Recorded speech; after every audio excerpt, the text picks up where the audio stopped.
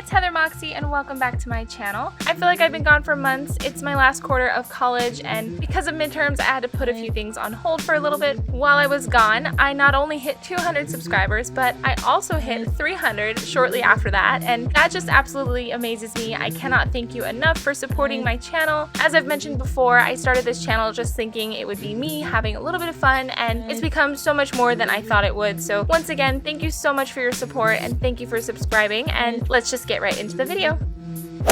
So for this week's video, I'm going to be showing you how to make these DIY galvanized bins from the dollar store above all places. Total cost of this project comes in at just above $25, with the most expensive thing being the spray paint. I picked up 6 plastic bins from my dollar store and ended up using 3 cans of spray paint. I probably could have used a 4th. I didn't feel like going back to the store. 3 cans will definitely do it if you're doing it light and even strokes. I made over these bins for this open shelving unit that we have in our apartment. It's just become this area where we store a bunch of junk and we needed a much more practical solution. So I headed over to my dollar store and picked up 6 of these locker style bins. If you're going for a different look, they have so many different shapes and sizes, so definitely check that out and pick the one that works best for you. And then I picked up a few cans of this Rustoleum flat antique nickel spray paint. I love this stuff. I was kind of worried that it wouldn't make my bins look like galvanized metal, but it came out really well. And if you use this stuff, just make sure that you use thin layers so you can build up your color and it looks more authentic in the end.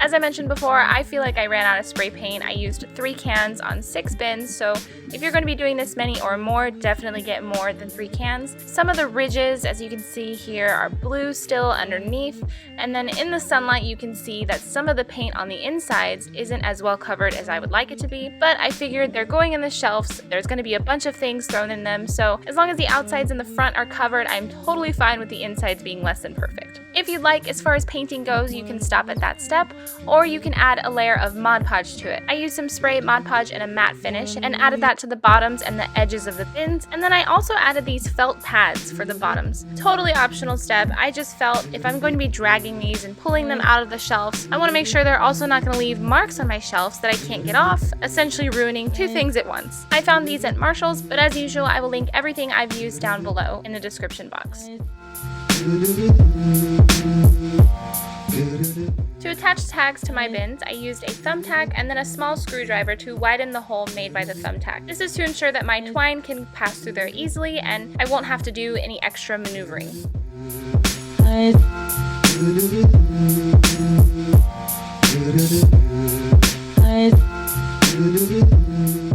Using twine and these little tags that I found at a Hobby Lobby for $3.99, I removed the O-ring from each tag and then used the twine to attach it to the bin, tying a knot in the back and removing the excess twine with some clippers. If you decide to attach tags to your bins, I highly recommend going to a Michael's or Hobby Lobby and looking in the jewelry section for tags. They tend to come in bulk and they're usually a lot cheaper if the expected use is for jewelry. Once the tags were attached to my bins, I went through and labeled each one with a chalkboard marker. This way, if I decide I want to change it up or if I mess up on anything, I can always go in with a wet cloth and erase it.